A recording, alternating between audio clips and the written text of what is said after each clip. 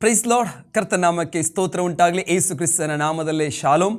ಕರ್ತನ ಅಲ್ಲಿ ಪ್ರೀತಿಯುಳ್ಳ ದೇವ ಮಕ್ಕಳ ದೇವಚನರೇ, ಕರ್ತನು ಪುನಃ ಒಂದು ಸಾರಿ ನಮಗೆ ಈ ಒಳ್ಳೆ ಸಮಯವನ್ನು ಕೊಟ್ಟಿದ್ದಾರೆ. Price lord. ವಾಗ್ದಾನಗಳ ಮೇಲೆ ನಾವು ಭರವಸೆ ಇಡುವವರು, ನಾವು ವಾಗ್ದಾನದಿಂದ ಹುಟ್ಟಲ್ಪಟ್ಟಂಥವರು, ನಾವು ವಾಗ್ದಾನವನ್ನು ಹೊಂದುವವರು, ವಾಗ್ದಾನವನ್ನು ಅನುಭವಿಸುವವರು, ವಾಗ್ದಾನ ಮೇಲೆ ನಾವು ಭರವಸೆ ಇಡುವವರಾಗಿದ್ದೇವೆ. ಆಮೇಲೆ ದೇವರ ವಾಕ್ಯ ಹೇಳ್ತತೆ, ವಾಗ್ದಾನವನ್ನು ನಾವು ಹೊಂದಬೇಕಂತ ಹೇಳಿದರೆ ನಮಗೆ ತಾಳ್ಮೆ ಮುಖ್ಯವಾದದ್ದು ಅಂತೇಳಿ. Praise Lord. ವಿಶೇಷವಾಗಿ ಇಸ್ರಾಯೇಲರು ಯಾಕೆ ಅನೇಕ ಜನಗಳು ಅರಣ್ಯದಲ್ಲಿ ನಾಶವಾದ್ರು ಅಂತ ಹೇಳಿದರೆ, ದೇವರವ್ರಿಗೆ ವಾಗ್ದಾನ ಮಾಡಿದರು, ನಾನು ನಿಮ್ಗೊಂದು ದೇಶ ಕೊಡ್ತಾನೆ. ಆ ದೇಶ ಹೇಗಿದೆ ಅಂತ ಹೇಳಿದರೆ ಹಾಲು ಜೇನು ಹರಿಯುವಂಥ ದೇಶ. ಅಂದರೆ ಅದರ ಅರ್ಥ ಏನಂದರೆ ಯಾವ ಕೊರತೆ ಇಲ್ಲದಂಥ ದೇಶ, ಸಮೃದ್ಧಿವಾದಂಥ ದೇಶ. ಹಲ್ಲೆಲೂಯಾ. ಯಾವ ಕಷ್ಟ ದುಃಖ ವೇದನೆ ಇಲ್ಲದಂಥ ದೇಶಕ್ಕೆ ನಾನು ನಿಮ್ಮನ್ನು ಕೊಂಡೋಗ್ತಾನೆ ಅಂತ ಹೇಳಿ ದೇವರು ಐಗುಪ್ತ ದೇಶವನ್ನು ಬಿಡಿಸಿ ಅವರನ್ನು ಹಾಲು ಜೇನು ಹರಿಯುವಂಥ ಕಾನಾನ್ ದೇಶಕ್ಕೆ ನಡೆಸ್ಕೊಂಡು ಹೋಗುವಾಗ ಅಲ್ಲಿ ಅನೇಕ ಜನಗಳು ಸಮಾಧಿ ಹೊಂದಿದ್ರು.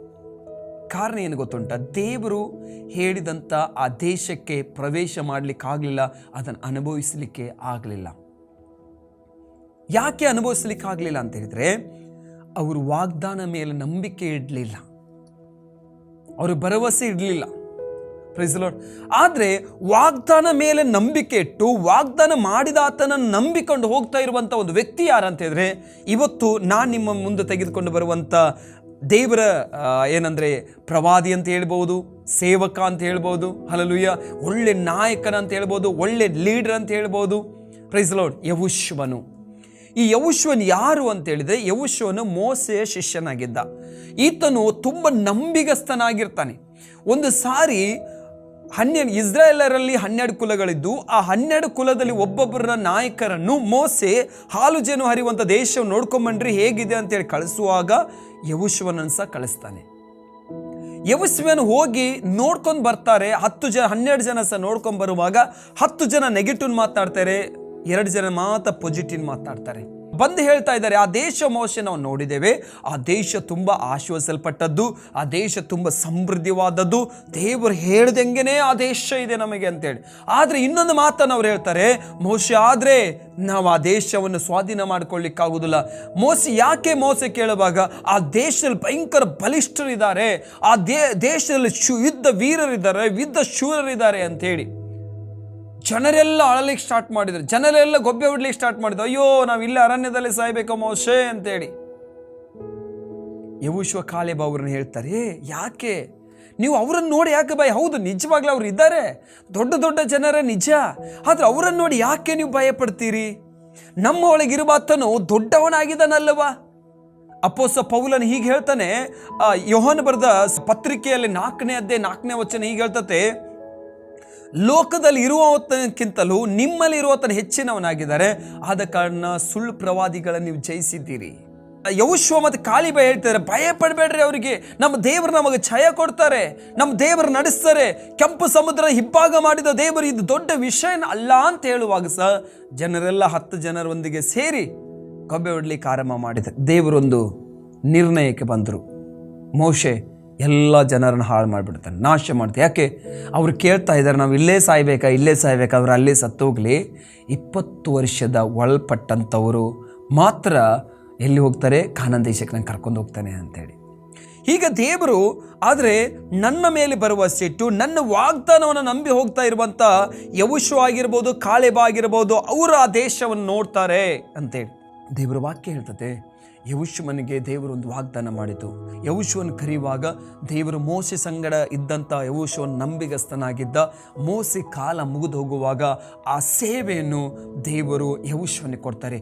ಯೆಹೋಶುವನ ಆ ಸೇವೆಯನ್ನು ಹೊಂದಿಕೊಳ್ಳುವಂಥ ಸಮಯದಲ್ಲಿ ದೇವರು ಅವನಿಗೆ ಒಂದು ಮಾತು ಹೇಳಿದರೆ, ಯೆಹೋಶುವ ಬರೆದ ಪುಸ್ತಕ 1ನೇ ಅಧ್ಯಾಯದಲ್ಲಿ ಕೆಲವು ವಚನಗಳು ಹೀಗಿದೆ.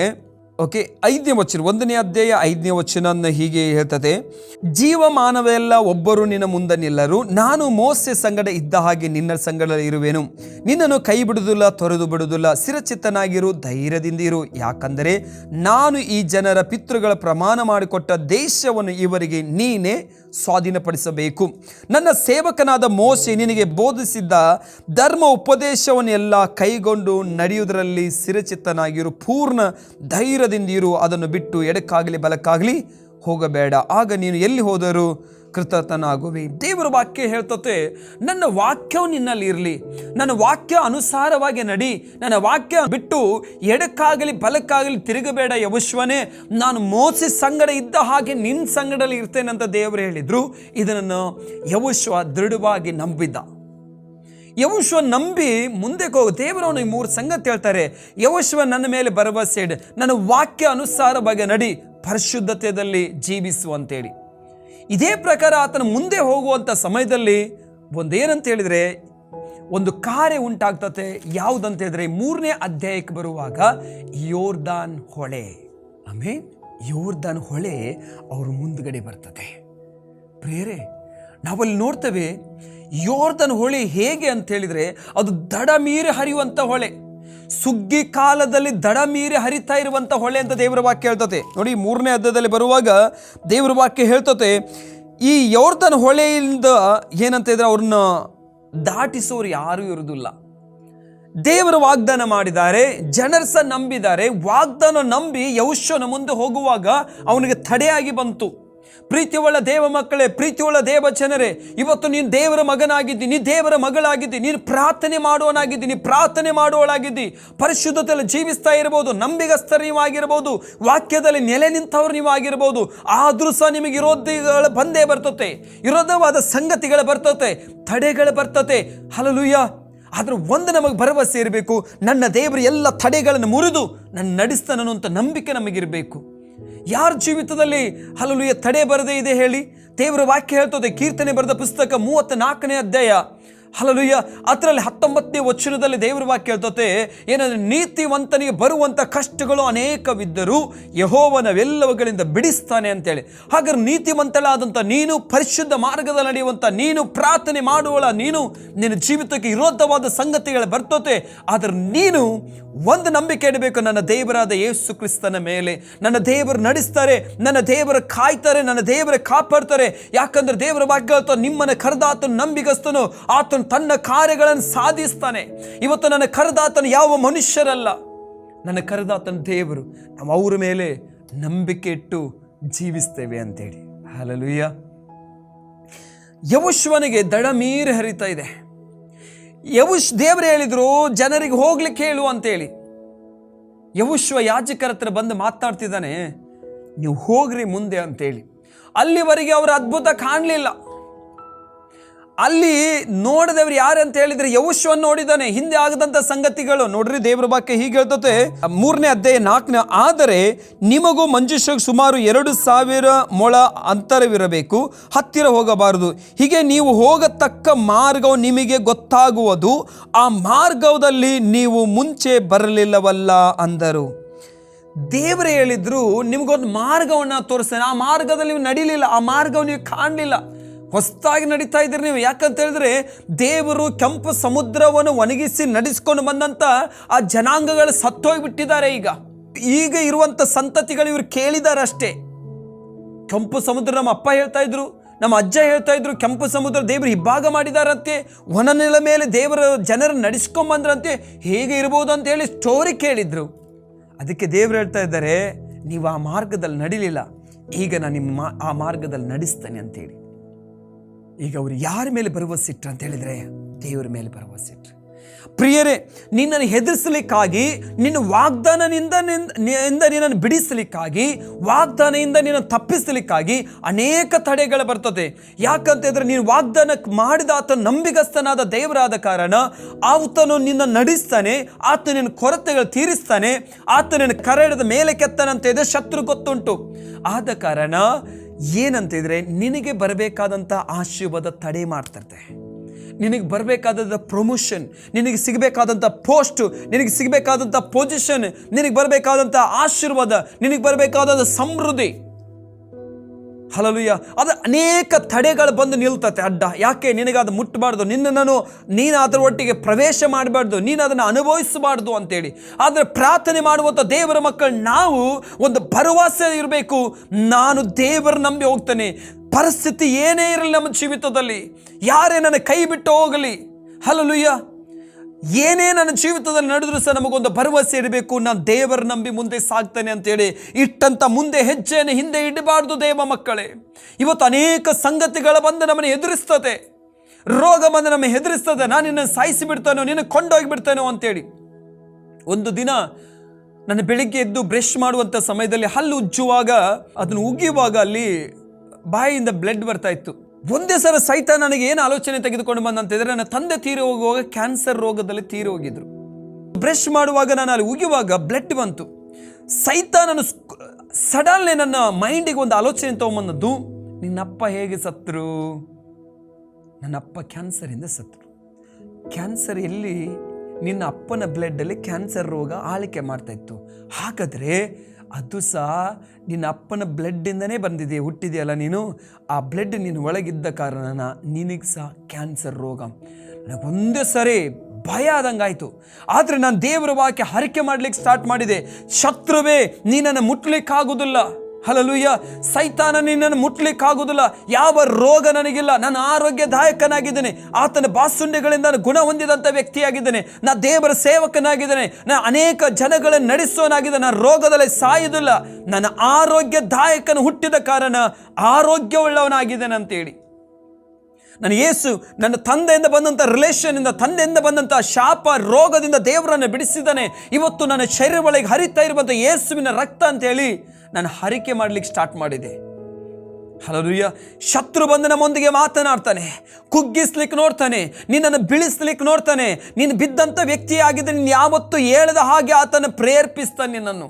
ದೇವರ ಮಕ್ಕಳು ನಾವು ಅದಕ್ಕೆ ಕಿವಿ ಕೊಡಬೇಡ. ಒಂದು ವೇಳೆ ನೀನು ಬಿದ್ದಿರಬಹುದು, ಅದೇ ಸ್ಥಳದಿಂದ ಎದ್ದು ನಿಲ್ಲಬೇಕು. ಎದ್ದು ನಿಲ್ಲೋರಾಗಬೇಕು ನಾವು. ಹಲ್ಲೆಲೂಯಾ. ಅಪೊಸ್ತಲ ಪೌಲನೊಂದು ಮಾತು ಹೀಗೆ ಹೇಳ್ತಾನೆ, ನನ್ನನ್ನು ಬಲಪಡಿಸು, ಆತನಲ್ಲಿ ಇದ್ದುಕೊಂಡು ನಾನು ಎಲ್ಲವನ್ನು ಮಾಡಲಿಕ್ಕೆ ಶಕ್ತನಾಗಿದ್ದಾನೆ. ಏನೇ ನಮ್ಮ ಪರಿಸ್ಥಿತಿ ಇರಬಹುದು, ನಮ್ಮ ಭರವಸೆ ನಮ್ಮ ಕರ್ತನಾದ ಯೇಸು ಕ್ರಿಸ್ತನ ಮೇಲೆ. ಪ್ರೀತಿಯುಳ್ಳ ದೇವ ಜನರೇ, ತಿರುಗಿ ಒಂದು ಸರಿ ಹೇಳ್ತಾ ಇದ್ದಾನೆ, ಹಲ್ಲೆಲೂಯಾ. ಭರವಸೆ. ನಾವು ಮುಂದೆ ದೇವರ ಮಾರ್ಗದಲ್ಲಿ ದೇವರ ಚಿತ್ತಾನುಸಾರವಾಗಿ ನಡೆಯುವಾಗ ಅನೇಕ ತಡೆಗಳು ನಮಗೆ ಬರ್ತದೆ. ಆದರೆ ಅದೆಲ್ಲವನ್ನು ತಡೆಗಳನ್ನು ನೀಗಿಸುವಂಥ ಒಂದು ದೇವರಿದ್ದಾನೆ. ಇಲ್ಲಿ ದೇವರ ವಾಕ್ಯ ಹೇಳ್ತದೆ, ದಡ ಮೀರಿ ಹರಿತಾ ಇದೆ. ನಿಮ್ಗೆ ಗೊತ್ತಿರ್ಬೋದು, ಒಂದು 2 ವೀಕ್ಸ್ ಹಿಂದೆ ಮಂಗಳೂರು ಪಟ್ಟಣದಲ್ಲಿ ಅನೇಕ ಬೀಚ್ಗಳಿದೆ ಅಲ್ವಾ. ಆ ಬೀಚ್ಗಳ ಎಲ್ಲ ಕಡೆ ಬೋರ್ಡ್ ಹಾಕಿದ್ರೆ ಏನಂತ ಇದ್ರೆ, ಎಚ್ಚರಿಕೆ, ಇಲ್ಲಿ ಪ್ರವೇಶ ಇಲ್ಲ, ಈಗ ಬೀಚಿಗೆ ಯಾರು ಬರಬಾರ್ದು, ತುಂಬ ಡೇಂಜರ್, ಅಪಾಯವಾದ ಸಂಗತಿ ಅಂಥೇಳಿ ಅಲ್ಲಿ ಎಲ್ಲೆಲ್ಲೇ ಬೋರ್ಡ್ ಹಾಕಿದ್ರು. ಯಾರನ್ನು ಸಹ ಟೂರಿಸ್ಟರ್ನ ಯಾರನ್ನು ಸಹ ಬೀಚ್ ಹತ್ತಿರ ಬಿಡ್ತಾ ಇರಲಿಲ್ಲ. ಯಾಕೆ ಅಂತಿದ್ರೆ, ಮಳೆ ಬರ್ತಾ ಇದೆ. ಮಳೆಯಲ್ಲಿ ಆ ಸಮುದ್ರ ಯಾವಾಗ ಮುಂದೆ ಬಂದು ಯಾವಾಗ ಹಿಂದೆ ಹೋಗ್ತದೆ ಗೊತ್ತಾಗೋದಿಲ್ಲ ಅಂಥೇಳಿ. ಇಲ್ಲಿ ದೇವರ ವಾಕ್ಯ ಹೇಳ್ತತೆ ಏನಂತ ಹೇಳಿದ್ರೆ, ಆ ಸುಗ್ಗಿ ಕಾಲದಲ್ಲಿ ಯೋರ್ದನ್ ಹೊಳೆ ಏನಂತ ಹೇಳಿದರೆ ದಡ ಮೀರಿ ಹರಿತಾ ಇತ್ತಂತೆ. ಹಲ್ಲೆಲೂಯಾ. ದೇವರ ವಾಕ್ಯ ಹೇಳ್ತತೆ, ಯಾಜಕರು ಒಂದು ಧೈರ್ಯವನ್ನು ತೆಗೆದುಕೊಳ್ತಾರೆ, ಏನಂತ ಹೇಳಿದ್ರೆ ಒಂದು ದೃಢವಾದ ತೀರ್ಮಾನ ತೆಗೆದುಕೊಳ್ತಾರೆ. ದೇವರ ವಾಕ್ಯ ಹೇಳ್ತತೆ, ನಾನು ನಿಮಗೆ ಆ ವಚನವನ್ನು ಓದ್ತಾ ಇದ್ದೇನೆ.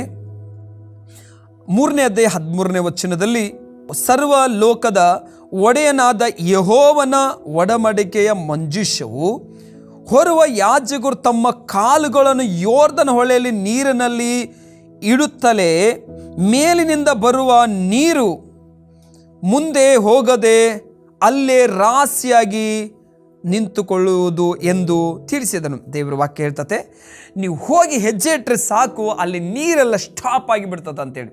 ಇದನ್ನು ನಂಬಿಕೊಂಡು ಯಾಜಕರು ಮುಂದೆ ಹೋಗ್ತಾರೆ. ಯಾವತ್ತೂ ಅವರು ಯಾಜಕರು ಕಾಣಲಿಲ್ಲ, ನೋಡಲಿಲ್ಲ,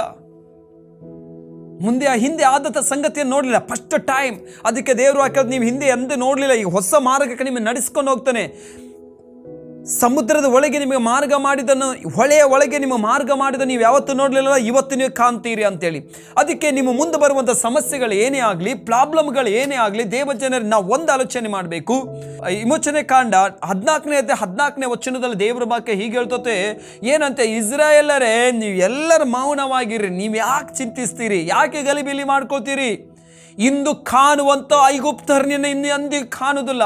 ಕರ್ತನು ನಿಮಗೋಸ್ಕರ ಯುದ್ಧ ಮಾಡಲಿಕ್ಕಿದ್ದಾರೆ ಅಂತ ಹೇಳಿ ಮೋಸೆ ಜನರಿಗೆ ಹೇಳ್ತಾನೆ. ಹಲ್ಲೆಲೂಯಾ.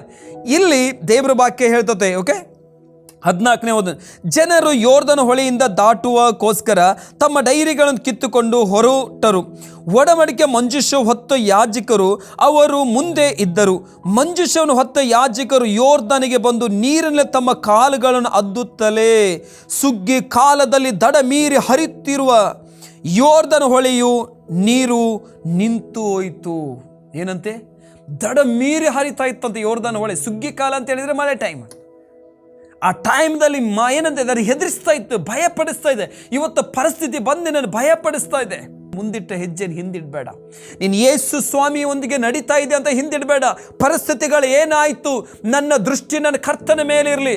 ಅದಕ್ಕೆ ದಾವಿದ ಒಂದು ಮಾತನ್ನು ಹೀಗೆ ಹೇಳ್ತಾನೆ, ಏನಿದ್ರು ಏನು ಇಲ್ಲದಿದ್ರು ಏನು ನನಗೆ, ಹಲ್ಲೆಲೂಯಾ, ನಾನು ದೇವರ ಮೇಲೆ ಭರವಸೆ ಇಡ್ತೇನೆ. ಜ್ಞಾನೋಕ್ತಿಯಲ್ಲಿ ಒಂದು ಮಾತು ಹೀಗಿದೆ, ಹಲ್ಲೆಲೂಯಾ, ಆ ಕುರಿ ಹಟ್ಟಿಯಲ್ಲಿ ಕುರಿ ಇಲ್ಲದಿದ್ರು, ದ್ರಾಕ್ಷೆ ಗಿಡಗಳಲ್ಲಿ ದ್ರಾಕ್ಷೆ ಹಣ್ಣು ಇಲ್ಲದಿದ್ರು ಸಹ, ಎಣ್ಣೆ ಮರದಲ್ಲಿ ಎಣ್ಣೆ ಇಲ್ಲದಿದ್ರು ಸಹ, ನನ್ನ ಕರ್ತನಾದ ದೇವರ ಹೆಸರಿನಲ್ಲಿ ನಾನು ಸಂತೋಷಿಸ್ತೇನೆ. Amen, hallelujah. ಇಲ್ಲಿ ದೇವರ ವಾಕ್ಯ, ಅವರು ಕಾಲು ಅದ್ದುತ್ತಿಗೆ ಸ್ವಲ್ಪ ಟಚ್ ಮಾಡಿದ್ದಷ್ಟೇ, ಅಲ್ಲಿಗೆ ಹೋಗ್ಲಿಕ್ಕೆ ಧೈರ್ಯ ಬೇಕಲ್ಲ. ದಡ ಮೀರಿ ಹರಿತಾ ಇದೆ. ಯಾವ ಟೈಮ್ ಮೇಲಿಂದ ಬಂದು ನೀರು ಕೊಚ್ಚಿಕೊಂಡು ಹೋಗ್ತದೆ ಗೊತ್ತಿಲ್ಲ. ಆದರೂ ಸಹ ಮಂಜೂಷವನ್ನು ಹೊತ್ತುಕೊಂಡ ಯಾಜಕರು ಧೈರ್ಯವುಳ್ಳವರಾಗಿದ್ದರು. ನಮ್ಮ ದೇವರು ನಮ್ಮನ್ನು ನಡೆಸ್ತಾರೆ. ನಮ್ಮನ್ನು ಕರೆದಾತನ ನಂಬಿಗಸ್ತನು. ಇವತ್ತು ಜನರು ನಿನ್ನ ಕೈ ಬಿಟ್ಟಿರ್ಬೋದು, ಸಹಾಯ ಮಾಡ್ತಾನೆ ಅಂತ ಸಹಾಯ ಮಾಡದೇ ಇರ್ಬೋದು. ನಾನು ನಿನ್ನ ಜೊತೆ ಇದ್ದೇನೆ ಅಂತ ಹೇಳಿದವರು ಕೈ ಬಿಟ್ಟು ಹೋಗಿರ್ಬೋದು. ನಿನ್ನ ಒಂಟಿಗಳಾಗಿರ್ಬೋದು, ನೀನು ಒಂಟಿಗನಾಗಿರ್ಬೋದು. ನಿನ್ನ ಕುಟುಂಬ ನಿನ್ನನ್ನು ವಿರೋಧಿಸ್ತಾ ಇರ್ಬೋದು. ಜನರು ನಿನ್ನನ್ನು ತಿರಸ್ಕರಿಸ್ತಾ ಇರ್ಬೋದು. ಸಹೋದರ ಸಹೋದರಿ, ಭಯಪಡಬೇಡ. ನಿನ್ನ ನಡೆಸುವ ಆತನೊಬ್ಬರಿದ್ದಾರೆ. ನೀನು ಯೇಸು ಸ್ವಾಮಿ ಬಳಿಗೆ ಬಾ. ನಿನ್ನ ಪರಿಸ್ಥಿತಿ ಏನೇ ಇರ್ಬೋದು, ದೇವರ ಹತ್ರ ಹೇಳು, ಸ್ವಾಮಿ ನನ್ನ ಪರಿಸ್ಥಿತಿ ಈ ಥರ ಇದೆ, ನನ್ನ ಜೀವಿತ ಹೀಗಿದೆ, ನನ್ನ ಜೀವಿತವನ್ನು ಮಾರ್ಪಡಿಸು ದೇವರೇ ಅಂತ ಹೇಳುವಾಗ ದೇವರ ಬಾ ಕೇಳ್ತತೆ. ನಮ್ಮ ದೇವರ ಆತನ ಕುಂಬಾರನಾಗಿದ್ದಾನೆ. ಯಾವ ಥರದ ಮಣ್ಣಿದ್ರೂ ಸಹ ಆತನ ಕ್ಲೀನ್ ಮಾಡಿ ತನಗೆ ಇಷ್ಟ ಪ್ರಕಾರ ಒಂದು ಪಾತ್ರೆಯನ್ನು ರೂಪಿಸ್ತಾನೆ. ದೇವರ ಹತ್ರ ಹೇಳ್ರಿ, ನಿನ್ನ ಮಗನ ವಿಷಯದಲ್ಲಿ, ನಿನ್ನ ಮಗಳ ವಿಷಯದಲ್ಲಿ, ನಿನ್ನ ಗಂಡನ ವಿಷಯದಲ್ಲಿ, ನಿನ್ನ ಸೇವೆ ಆಗಲಿ, ನಿನ್ನ ಬಿಸ್ನೆಸ್ ಆಗಲಿ, ನಿನ್ನ ವ್ಯಾಪಾರ ಆಗಲಿ, ನಿನ್ನ ಸ್ಟಡಿ ಆಗಲಿ, ದೇವರ ಹತ್ರ ತಂದುಕೊಡಿ. ಸ್ವಾಮಿ ರೂಪಿಸ್ರಿ ಅಪ್ಪ, ನನ್ನ ಜೀವಿತ ರೂಪಿಸ್ರಿ ದೇವರೇ, ನಿಮಗೆ ಇಷ್ಟ ಒಳ್ಳೆ ಪಾತ್ರೆಯಾಗಿ ಮಾರ್ಪಡಿಸ್ರಿ ದೇವರೇ. ನೀನು ಹೇಳುವಾಗ ನಿನ್ನ ಜೀವಿತವನ್ನು ದೇವರು ಒಂದು ಸುಂದರವಾದಂಥ ರೂಪ ಅನ್ನೋದಕ್ಕೆ ಕೊಡ್ತಾನೆ. ನಿನ್ನ ಮಗಳಿಗೊಂದು ಸುಂದರವಾದ ರೂಪ ಕೊಡ್ತಾರೆ, ನಿನ್ನ ಮಗನಿಗೊಂದು ಸುಂದರವಾದ ರೂಪ ಕೊಡ್ತಾರೆ, ನಿನ್ನ ಸೇವೆಗೊಂದು ಸುಂದರವಾದ ರೂಪ ಕೊಡ್ತಾರೆ, ನಿನ್ನ ಬಿಸ್ನೆಸ್, ನಿನ್ನ ವ್ಯಾಪಾರಕ್ಕೆ ಒಂದು ಸುಂದರವಾದಂಥ ರೂಪವನ್ನು ಕೊಡ್ತಾರೆ. ಆದ ಕಾರಣ ದೇವರ ಮಕ್ಕಳಾದಂಥ ನಾವುಗಳು ಒಂದು ಭರವಸೆ ಇಡಬೇಕು, ನಮ್ಮ ದೇವರ ಸನ್ನಿಧಾನ ನಾವು ಓಡಿ ಬರಬೇಕು. ಇವತ್ತು ತಪ್ಪಾಗಿದೆ, ಬಿದ್ದೋಗಿದೆ ಸಹೋದರ ಸಹೋದರಿಯೇ, ಇವತ್ತು ದೇವರನ್ನು ಕೂಗಿ ಕರೀತಾ ಇದ್ದಾರೆ, ನಮ್ಮ ಮಗನೇ ಮಗಳೇ ನನ್ನ ಬಳಿಗೆ ಬಾ, ನಾನು ನಿನ್ನ ಜೀವಿತವನ್ನು ಮಾರ್ಪಡಿಸ್ತೇನೆ. ಯಾವುದಕ್ಕೂ ಬರದಂಥ ನಿನ್ನ ಜೀವಿತ ಇರಬಹುದು, ಹಾಳಾದಂಥ ನಿನ್ನ ಜೀವಿತ ಇರಬಹುದು, ಹೀಗೋ ನಾನು ಅದನ್ನು ಸರಿ ಮಾಡ್ತೇನೆ ಅಂತೇಳಿ ಯೋರ್ದನ್ ಹೊಳೆ ಕಾಲೆದ್ದುದ್ಕೇನೆ ದೇವ್ರ ವಾಕ್ಯ ಹೇಳ್ತತೆ, ಆ ನೀರಲ್ಲೇ ನಿಂತೋಯ್ತು. ಎಲ್ಲರೂ ಒಣ ನೆಲದ ಮೇಲೆ ನಡೆದುಕೊಂಡು ಹೋದ್ರಂತೇಳಿ. Price the lord. ಇವತ್ತು ನಿಮ್ಮನ್ನು ಕರೆದಂಥ ದೇವರು ಯಾರು? ಯೇಸು ಕ್ರಿಸ್ತನ. ನೀನು ಯೇಸು ಸ್ವಾಮಿ ಬಳಿಗೆ ಬರುವಾಗ ಭಯಪಡಿಸ್ತತೆ, ಯಾವುದು ನೀನು ಟಚ್ ಮಾಡ್ಲಿಕ್ಕಾಗೋದಿಲ್ಲ. ಹಲ್ಲೆಲೂಯಾ. ಇವತ್ತು ಅನೇಕ ಜನಗಳು ನಿಂಗೆ ವಿರೋಧವಾಗಿ, ನಿನ್ನ ಆಶೀರ್ವಾದ ಹೊಂದದ ಹಾಗೆ, ನೀನು ಉದ್ಧಾರ ಆಗದ ಹಾಗೆ, ನಿನ್ನ ಹೆಸರನ್ನು ಕೆಟ್ಟದಾಗಿ ಸ್ಪ್ರೆಡ್ ಮಾಡ್ತಾ ಇರಬಹುದು. ಚಿಂತೆ ಮಾಡ್ಲಿಕ್ಕೆ ಹೋಗಬೇಡ. ಕಾರಣ ಏನು ಗೊತ್ತುಂಟ? ನಿನ್ನ ಕರೆದಂಥ ದೇವರು ನಂಬಿಕಸ್ತನು. ಯಾರನ್ನು ನಂಬಿ ಬಂದಿದ್ದೇವೆ ನಾವು? ಯೇಸುವನ್ನು ನಂಬಿ ಬಂದಿದ್ದೇವೆ. ಹಲ್ಲೆಲೂಯಾ. ಆ ಯೇಸು ನಿಮ್ಮ ಕಣ್ಣೀರನ್ನು ಒರೆಸ್ತಾನೆ, ಆ ಯೇಸು ನಿಮ್ಮ ಕಷ್ಟಗಳಿಂದ ಬಿಡಿಸ್ತಾನೆ. ದೇವರ ವಾಕ್ಯ ಹೇಳ್ತತೆ, ಯೋಬನ ಬರೆದ ಪುಸ್ತಕದಲ್ಲಿ 8ನೇ ಅಧ್ಯಾಯದಲ್ಲಿ 6ನೇ ವಚನ 7ನೇ ವಚನ, ಯೋಬನ ಬರೆದ ಪುಸ್ತಕದಲ್ಲಿ 8ನೇ ಅಧ್ಯಾಯ 6ನೇ ವಚನ 7ನೇ ವಚನ, ದೇವರ ವಾಕ್ಯ ಹೀಗೆ ಹೇಳ್ತಾ, ಆತನು ನಿಶ್ಚಯವಾಗಿ ನಿನಗೋಸ್ಕರ ಎಚ್ಚೆತ್ತು ನಿನ್ನ ನೀತಿಯ ನಿವಾಸವನ್ನು ಸಮೃದ್ಧಿಗೊಳಿಸ್ತಾನಂತೆ. ನಿನಗೋಸ್ಕರ ನನ್ನ ದೇವರು ಎಚ್ಚರಿಸ್ತಾರೆ. ಹಲ್ಲೆಲೂಯಾ. ನಿನಗೋಸ್ಕರ ದೇವರ ಕಾರ್ಯವನ್ನು ಮಾಡ್ತಾರೆ, ನಿನ್ನ ನೀತಿ ನಿವಾಸವನ್ನು ಸಮೃದ್ಧಿಗೊಳಿಸ್ತಾರೆ. ಅಷ್ಟು ಮಾತ್ರ ಅಲ್ಲ, 7ನೇ ವಚನದಲ್ಲಿ ಹೀಗೆ ಹೇಳಲ್ಪಟ್ಟಿದೆ, ನಿನ್ನ ಮೊದಲಿನ ಸ್ಥಿತಿ ಅಲ್ಪವಾಗಿದ್ರೂ ನಿನ್ನ ಕಡೆಯ ಸ್ಥಿತಿ ಬಹಳಾಗಿ ವೃದ್ಧಿ ಹೊಂದುವುದು. ನಿನ್ನ ಫಸ್ಟ್ ಸ್ಥಿತಿ ಏನಾಗಿರ್ಬೋದು, ಹಲ್ಲೆಲೂಯಾ, ಆದರೆ ದೇವರು ಕೊನೆಯ ಸ್ಥಿತಿನಿಂದ ಅಭಿವೃದ್ಧಿ ಪಡಿಸ್ತಾರೆ, ಮಾರ್ಪಡಿಸ್ತಾರೆ.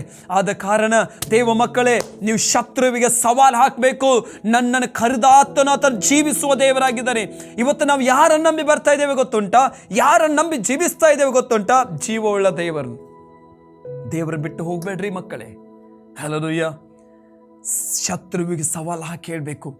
ಕರ್ಮೆಲ್ ಬೆಟ್ಟದ ಮೇಲೆ ಎಲಿಯನು ಎಲ್ಲ ಜನ ಕರೆದು, ಇಸ್ರಾಯೇಲ್ ಅರಸನ ಕರೆದು, ಆ ಬಾಳ ದೇವತೆ ಪೂಜೆ ಮಾಡ್ತಾ ಇರುವಂಥ 450 ಜನ ಪ್ರವಾದಿಯ ಕರೆದು, ಅಶ್ವತೆ ದೇವತೆಯ ವಿಗ್ರಹವನ್ನು ಆರಾಧನೆ ಮಾಡ್ತಾ ಇರುವಂಥ 400 ಜನ ಪ್ರವಾದಿಗಳು ಕರೆದು ಅವರೆಲ್ಲರ ಮುಂದೆ ಸವಾಲು ಹಾಕಿ ಹೇಳ್ತಿದ್ದಾನೆ, ನನ್ನ ದೇವರ ನಿನ್ನ ದೇವರ ಅಂತೇಳಿ. ಇವತ್ತು ದೇವರ ಮಕ್ಕಳು ನಾವು ಸವಾಲು ಹಾಕುವಂಥ ದೇವರ ಮಕ್ಕಳಾಗಿದ್ದೇವೆ. ಹಲ್ಲೆಲೂಯಾ. ದೇವರ ವಾಕ್ಯವನ್ನು ನಂಬಿ ನಾವು ಸವಾಲು ಹಾಕಬೇಕು ಶತ್ರುವಿಗೆ. ನನ್ನ ದೇವರು ಏನೇ ಆದರೂ ಸಹ ನನ್ನ ದೇವರು ನನ್ನ ಜೀವಿತವನ್ನು ಮಾರ್ಪಡಿಸ್ತಾನೆ ಅಂತೇಳಿ. ಮುಂದೆ ಬೆಂಕಿ ಉರಿತಾ ಇದೆ.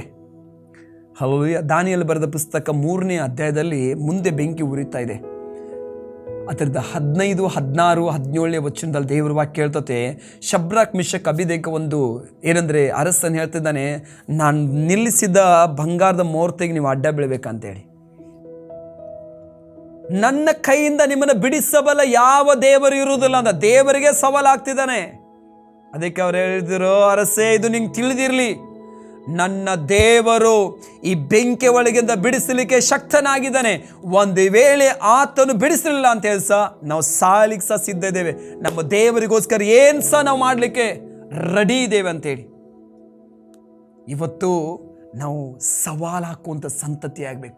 ಎಲಿಯನ ಎಲ್ಲ ಜನ ಕರೆದು ಹೇಳ್ತಿದ್ದಾನೆ, ನಿಮ್ಮ ದೇವರ ಬಾಳೆ ದೇವರಾದರೆ ನೀವು ಪ್ರಾರ್ಥನೆ ಮಾಡ್ರಿ, ನನ್ನ ದೇವರು ನಿಜವಾದ ದೇವರ ನಾನು ಪ್ರಾರ್ಥನೆ ಮಾಡ್ತೇನೆ. ನೀವು ಪ್ರಾರ್ಥನೆ ಮಾಡಿ ನಿಮ್ಮ ಪ್ರಾರ್ಥನೆ ಕೇಳಿ ಪರಲೋಕದಿಂದ ಬೆಂಕಿ ಕಳಿಸಿದ ನಿಮ್ಮ ದೇವರು ನಾನು ಪ್ರಾರ್ಥನೆ ಮಾಡ್ತೇನೆ. ನನ್ನ ದೇವರು ನನ್ನ ಪ್ರಾರ್ಥನೆ ಕೇಳಿ ಪರಲೋಕದಿಂದ ಬೆಂಕಿ ಕಳಿಸಿದ್ರೆ ಯೆಹೋವ ದೇವರೇ ಅಂತೇಳಿ ಅವ್ರು ಪ್ರಾರ್ಥಿಸ್ತಾರೆ. ಬೆಳಿಗ್ಗೆಯಿಂದ ಮಧ್ಯಾಹ್ನವರೆಗೆ ಏನೆಲ್ಲ ಮಾಡುವುದನ್ನು ಮಾಡ್ತಾರೆ. ಅವರು ಸಂಪ್ರದಾಯ ಪ್ರಕಾರ ಕೂಗ್ತಾರೆ, ಕುಣಿತಾರೆ, ಬೀಳ್ತಾರೆ, ಮೈಯೆಲ್ಲ ಹರಿದುಕೊಳ್ತಾರೆ, ರಕ್ತ ಸುರಿಸಿಕೊಳ್ತಾರೆ. ಲೋಕಕ್ಕೆ ಒಬ್ಬನೇ ದೇವರು, ಇಡೀ ಲೋಕವನ್ನು ಸೃಷ್ಟಿ ಮಾಡಿದಂಥ ದೇವರು, ಎಲ್ಲವನ್ನು ಆಳ್ವಿಕೆ ಮಾಡುವಂಥ ದೇವರು ನಮ್ಮ ದೇವರು. ಇವತ್ತು ಅನೇಕ ಜನಗಳಿಗೆ ನಮ್ಮ ದೇವರದ ವಿಷಯ ಗೊತ್ತಿಲ್ಲ. ನನ್ನ ದೇವರು ಯಾರು ಅಂತೇಳಿ ಅನೇಕ ವಿಷಯ ಗೊತ್ತಿಲ್ಲ. ಅದು ಅನೇಕ ಜನಗಳಿಗೆ ಗೊತ್ತಿಲ್ಲ. ಅದಕ್ಕೆ ನಾವು ಸೋತು ಹೋಗ್ತಾ ಇದ್ದೇವೆ, ಅದಕ್ಕೆ ನಾವು ಬಿದ್ದು ಹೋಗ್ತಾ ಇದ್ದೇವೆ, ಅದಕ್ಕೆ ಸಮಸ್ಯೆಗೆ ನಾವು ಭಯ ಪಡ್ತಾ ಇದ್ದೇವೆ. ದೇವ ಮಕ್ಕಳನ್ನ ನಾನು ನಿಮಗೆ ತಿರುಗಿ ಹೇಳ್ತಾ ಇದ್ದೇನೆ, ನಿಮ್ಮ ಪರಿಸ್ಥಿತಿ ಏನಾಗಿರ್ಬೋದು, ನಿಮ್ಮ ಸಮಸ್ಯೆ ಏನಾಗಿರ್ಬೋದು, ಪ್ರಾಬ್ಲಮ್ ಏನಾಗಿರ್ಬೋದು, ಆದರೆ ಒಂದು ವಿಷಯ ಹೇಳ್ತಾನೆ, ನಾನು ನನ್ನ ದೇವರ ಮುಂದೆ ನಡೆಯುವಾಗ, ಹಲ್ಲೆಲೂಯಾ, ನಿನ್ನ ಮುಂದಗಡೆ ಇರುವಂಥ ಕರ್ತ ನಿನ್ನ ಮುಂದೆ ನಡೆಯುವುದಾದರೆ ನಿನ್ನ ಮುಂದಗಡೆ ಯಾರು ತಡೆ ಮಾಡ್ಲಿಕ್ಕಾಗ್ತದೆ? ದೇವರು ನಿನ್ನ ಎಬ್ಬಿಸಿ ನಿಲ್ಲಿಸಬೇಕಾದ್ರೆ, ಆ ಪೊಸಿಷನ್ಗೆ ದೇವರು ನಿನಗೆ ಕೊಡಬೇಕಾದ್ರೆ ಯಾರು ತಡೆ ಮಾಡ್ಲಿಕ್ಕಾಗ್ತದೆ? ಹಲ್ಲೆಲೂಯಾ. ನಿನ್ನ ಮುಂದಗಡೆ ಇರುವಂಥ ಕೆಂಪು ಸಮುದ್ರವಾಗಿರೋ ಆತನ ಹಿಬ್ಬಾಗ ಮಾಡ್ತಾನೆ. ದೊಡ್ಡ ತಡೆಗಳನ್ನಾಗಿರ್ಬೋದು. ದೇವರ ವಾಕ್ಯ ಹೇಳ್ತದೆ, ಯೆಶಾಯ ಬರೆದ ಪ್ರವಾದನೆ ಗ್ರಂಥದಲ್ಲಿ 45ನೇ ಅಧ್ಯಾಯದಲ್ಲಿ ದೇವರ ವಾಕ್ಯ ಹೇಳ್ತದೆ, ಏನು ನಿನ್ನ ಕರ್ತ ನಿನ್ನ ಮುಂದಗಡೆ ನನ್ನ ದೂತನ ಕಳಿಸ್ತಾನೆ, ತಾಮ್ರದ ಕದಗಳನ್ನು ಕಬ್ಬಿಣದ ಅಗಳಿಗಳನ್ನು ಮುರಿತಾನೆ, ಸಮ ಮಾರ್ಗದಲ್ಲಿ ನಡೆಸ್ತಾನೆ, ಕತ್ತಲಲ್ಲಿ ಬಚ್ಚಿಟ್ಟಂಥ ನಿಧಿ ನಿಕ್ಷೇಪಗಳನ್ನು ಆಸ್ತಿ ಪಾಸ್ತಿಗಳನ್ನು ನಿನಗೆ ಕೊಡ್ತಾನೆ ಅಂತೇಳಿ. ಇವತ್ತು ನಮಗೆ ಆ ವಾಗ್ದಾನಗಳನ್ನು ನಾವು ನಂಬುವ ತಡವಾಗಬಹುದು. ಪ್ರಾರ್ಥನೆ ಬಿಟ್ಟು ಬಿಡಬೇಡ, ನಂಬಿಕೆಯನ್ನು ಬಿಟ್ಟು ಬಿಡಬೇಡ, ಪರಿಶುದ್ಧತೆಯನ್ನು ಬಿಟ್ಟು ಬಿಡಬೇಡ, ನೀತಿಯ ಮಾರ್ಗದಲ್ಲಿ ನಡೆಯುವ. ನಿನ್ನ ಮಗಳಿಗೋಸ್ಕರ ಪ್ರಾರ್ಥಿಸ್ತಾ ಇದೆಯಾ? ನಿನ್ನ ಮಗನಿಗೋಸ್ಕರ ಪ್ರಾರ್ಥನೆ ಮಾಡ್ತಾ ಇದೆಯಾ? ಮಗನೇ, ನಂಬಿಕೆಯನ್ನು ಬಿಟ್ಟು ಬಿಡಬೇಡ್ರಿ. ನಿಮ್ಮ ಸ್ಥಿತಿ ಏನಾಗಿರ್ಬೋದು, ಪರಿಸ್ಥಿತಿ ಏನಾಗಿರ್ಬೋದು, ನಾವು ದೇವರ ಮೇಲೆ ಭರವಸೆ ಇಡುವ. ಕರ್ತನಾಮಕ್ಕೆ ಸ್ತೋತ್ರ ಉಂಟಾಗಲಿ. ದೇವ ಮಕ್ಕಳೇ, ದೇವರು ನಂಬಿ ನಾವು ಜೀವಿಸುವ. ಕರ್ತ ನಿಮ್ಮನ್ನೆಲ್ಲರನ್ನ ಆಶೀರ್ವದಿಸಲಿ. ಯೇಸು ಕ್ರಿಸ್ತನ ನಾಮಕ್ಕೆ ಸ್ತೋತ್ರ ಉಂಟಾಗಲಿ. ಪ್ರಾರ್ಥಿಸುವ. ಪ್ರೀತಿಯುಳ್ಳ ಪರಲೋಕದ ತಂದೆ, ನಿಮಗೆ ಸ್ತೋತ್ರ. ಈ ಒಳ್ಳೆ ಸಮಯ ಕೊಟ್ಟಿದ್ದಕ್ಕಾಗಿ ಸ್ತೋತ್ರ. ಸೇರಿ ಬಂದಂಥ ಎಲ್ಲ ನಿಮ್ಮ ಮಕ್ಕಳನ್ನ ಆಶೀರ್ವದಿಸಿ. ಈ ವಾಕ್ಯವನ್ನು ಕೇಳೋರು ಬಲವನ್ನು ಹೊಂದಿಕೊಳ್ಳಲಯ್ಯ. ಎಂಥ ಸಮಸ್ಯೆ ಬಂದರೂ, ಎಂಥ ಪ್ರಾಬ್ಲಮ್ ಬಂದರೂ ಸಹ ಅದರ ಮೇಲೆ ಕರ್ತನೆ ಮೆಟ್ಟಿ ಮುಂದೆ ಹೋಗುವಂಥ ಬಲವನ್ನು, ಧೈರ್ಯವನ್ನು ಸ್ವಾಮಿ ಇವರಿಗೆ ಅನುಗ್ರಹಿಸಿರಿ. ನಾವು ಪ್ರಾರ್ಥಿಸ್ತಾ ಇದ್ದೇವೆ. ಏನೇ ಆದರೂ ಸಹ ನಿಮ್ಮನ್ನು ದೃಷ್ಟಿಸಿ ಮುಂದೆ ಹೋಗುವಂಥ ಸಹಾಯ ಮಾಡಿರಿ. ಈ ವಾಕ್ಯ ಕೇಳುವಂಥ ಪ್ರತಿಯೊಬ್ಬೊಬ್ಬರನ್ನು ಆಶೀರ್ವದಿಸು, ಪರಿಸ್ಥಿತಿಗಳನ್ನು ಮಾರ್ಪಡಿಸು. ಯೇಸು ಕ್ರಿಸ್ತ ನಾಮದಲ್ಲಿ ಬೇಡಿಕೊತ ಪ್ರೀತಿಯುಳ್ಳ ಪರಲೋಕ ತಂದೆ, ಆಮೇನ್. God bless you. ದೇವರು ನಿಮ್ಮ ಎಲ್ಲರನ್ನೂ ಆಶೀರ್ವದಿಸಲಿ. ದೇವರ ಮೇಲೆ ಭರವಸೆ ಇಡ್ರಿ. ದೇವರು ನಿಮ್ಮನ್ನು ಆಶೀರ್ವದಿಸ್ತಾರೆ. ದೇವರು ನಿಮ್ಮನ್ನು ನಡೆಸ್ತಾರೆ. God bless you.